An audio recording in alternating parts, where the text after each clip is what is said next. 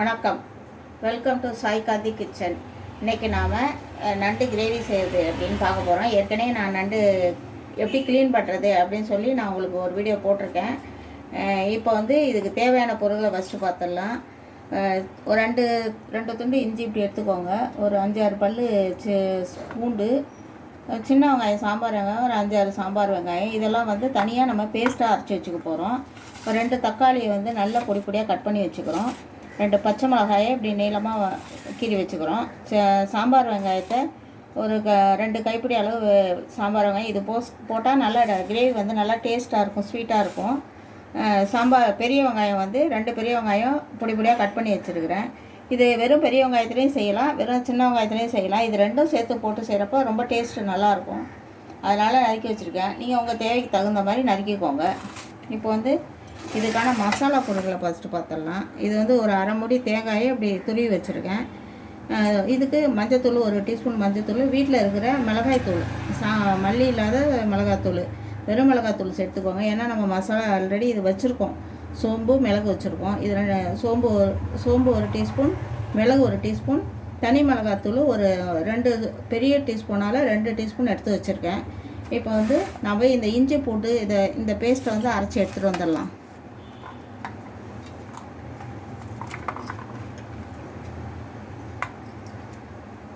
ஒரு வானல் வச்சு நம்ம தேவையான அளவு எண்ணெய் ஊற்றிருக்கோம். ஒரு நல்ல பெரிய குழிக்கரண்டி அளவு எண்ணெய் ஊற்றிருக்கோம். இதில் ஒரு அரை டீஸ்பூன் அளவு சோம்பு நம்ம தாளிக்கிறோம். சோம்பு போடுறோம். வந்து பச்சை மிளகாய் போட்டுக்கிறோம். இப்போ இந்த வெங்காயம், சாம்பார் வெங்காயம் வச்சு போடுறோம். இதெல்லாம் வதங்கின பிறகு தான் நம்ம இஞ்சி பூண்டு பேஸ்ட் போட போகிறோம். இதுலேயே இந்த பெரிய வெங்காயத்தையும் போட்டுக்கணும். பொடி பொடியாக 2 பெரிய வெங்காயம் பொடி பொடியாக கட் பண்ணி வச்சுக்கிறேன். இதை இப்போ நல்லா வதங்க வைக்கணும். நல்லா வதங்கணும். இதில் கொஞ்சம் உப்பு போட்டுக்கோங்க. உப்பு போட்டாலே சீக்கிரம் வதங்கும்.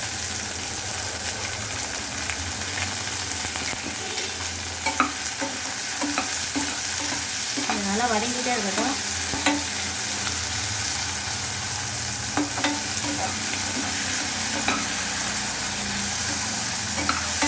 சாம்பார் வெங்காயம் கொஞ்சம் வதங்க டைம் இருக்கும். ஆனால் நல்லா வதங்கணும். இது நல்லா ப்ரௌனாக வதங்கணும். அதுதான் அந்த கிரேவி வந்து நல்லா டேஸ்ட்டாக இருக்கும். எதுக்கு இஞ்சி பூண்டோட நம்ம சின்ன வெங்காயம் சேர்க்குறோம் அப்படின்னா அது நல்லா ஒரு கிரேவி திக்னஸ் இருக்கும், நல்லா டேஸ்ட்டு நல்லாயிருக்கும்.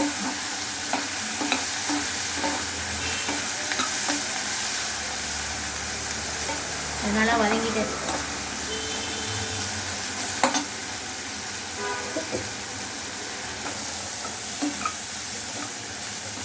இது வந்து நல்லா வதங்கிடுச்சு.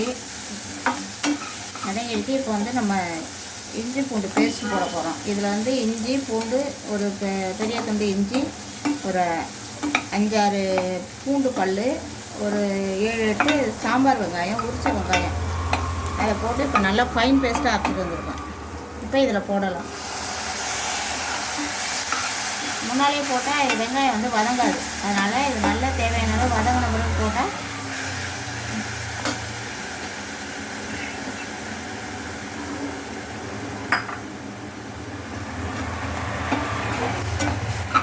இது கொஞ்சம் நல்லா வதங்கணும். இந்த பச்சை வாசனை போகிற வரைக்கும் இந்த இஞ்சி பூண்டு பேஸ்ட் வந்து வதங்கணும். அது டேஸ்ட்டு சூப்பராக இருக்கும். இந்த மாதிரி ட்ரை பண்ணுங்கள். எந்த ஒரு கிரேவியாக இருந்தாலும் இந்த மாதிரி சாம்பார் வெங்காயம் போட்டு அரைச்சா அது டேஸ்ட்டு டிஃப்ரெண்ட்டாக நல்லாயிருக்கும்.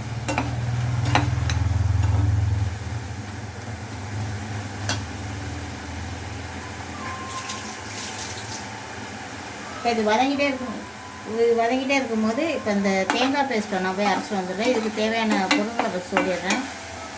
ஒரு அரை மூடி தேங்காயை இப்படி திருவி வச்சுக்கோங்க. இதில் இந்த தேவையான அளவு தேங்காய் நிறைய போட்டால் நல்லாயிருக்கும். கிரேவி நல்லாயிருக்கும், டேஸ்ட்டாக இருக்கும். வந்து இதுக்கு வந்து நான் சோம்பு மட்டும் தான் எடுத்திருக்கேன். ஒரு டீஸ்பூன் அளவு சோம்பு எடுத்துக்கோங்க. 1 டீஸ்பூன் மிளகு கொஞ்சம் நிறையவே எடுத்துக்கோங்க. 1 டீஸ்பூன் ஃபுல்லாக எடுத்துக்கோங்க. இப்போ வந்து இதை நான் ஃபைன் பேஸ்ட்டாக அரைச்சிட்டு வந்துடுறேன். இது வதங்கிட்டே இருக்கட்டும். நல்லா வதக்கிடுச்சு, நல்லா சூடு வந்துடுச்சு. இப்போ வந்து நம்ம தக்காளியை போட்டுடலாம். கொஞ்சம் கருவேப்பிலையை போடலாம், கொஞ்சம் கருவேப்பிலை, மறுபடியும் கொஞ்சம் கருவேப்பிலை போடலாம். அப்புறம் தக்காளி போட்டுடலாம். தக்காளி நல்லா ஒரு பெரிய தக்காளி 2 தக்காளி போடணும். இருக்குது அப்போ தான் டேஸ்ட்டு நல்லாயிருக்கும். பொடியாக கட் பண்ணணும் தக்காளியை.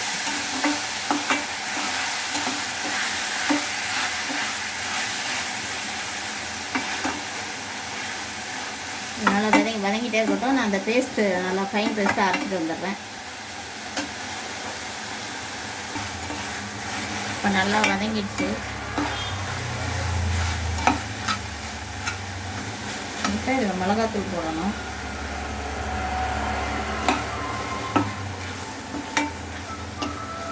காரத்துக்கு தகுந்த மாதிரி போட்டுக்கோங்க. தேங்காய் ஊற்றுறதுனால கொஞ்சம் மிளகாத்தூள் நிறையா இருந்தால் தான் அந்த டேஸ்ட் எடுத்து கொடுக்கும், இல்லைன்னா ஒரே ஸ்வீட் ஆகிடும். போட்டுட்டு இப்போ நம்ம எடுத்து வச்சுருக்கோம்ல நண்டு, இதை வந்து இதில் போட்டுடலாம்.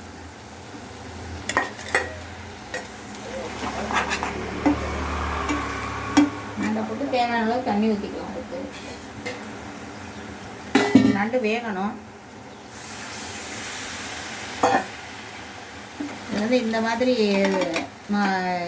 மசாலா ரெடி பண்ணி செஞ்சால் தான் அது நண்டோட ஒரிஜினல் டேஸ்ட்டு தெரியும். நீங்கள் இதில் வந்து பட்டை, கிராம்பு, ஏலக்காய்லாம் எதுவுமே சேர்க்க வேண்டியதில்லை. வெறும் சோம்பு மட்டும்தான் இதுக்கு வந்து யூஸ் பண்ணணும். அப்போ தான் இது நண்டோட கிரேவி செஞ்சோடனே அது ஒரு டேஸ்ட் வாசனை நல்லாயிருக்கும்.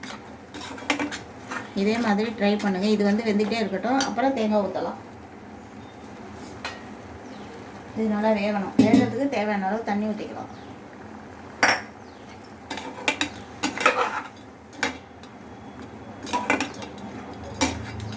அப்படியே ஒரு 10 நிமிஷம் வேகும். அது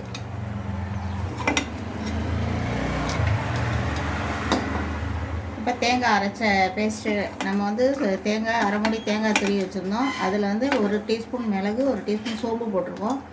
இதை அரைச்சி ஃபைன் பேஸ்ட்டாக நம்ம இதில் போடுறோம்.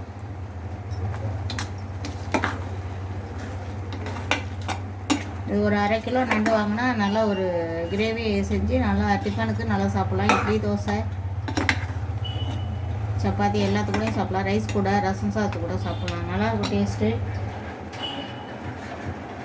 ஒரு நல்ல சைட் டிஷ்ஷு.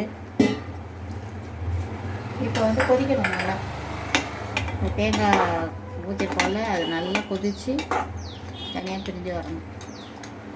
கொதிக்கணும். இப்போ தேவையான அளவு உப்பு முன்னாலே போட்டிருக்கேன். நான் வேறு இன்னும் கொஞ்சம் உப்பு போட்டுக்கணும். ஏற்கனவே வெங்காயம் வதங்க உப்பு போட்டிருக்கேன். அதனால் உப்பு பார்த்துக்கிட்டு, டேஸ்ட் பார்த்துக்கிட்டு உப்பு போடுங்க.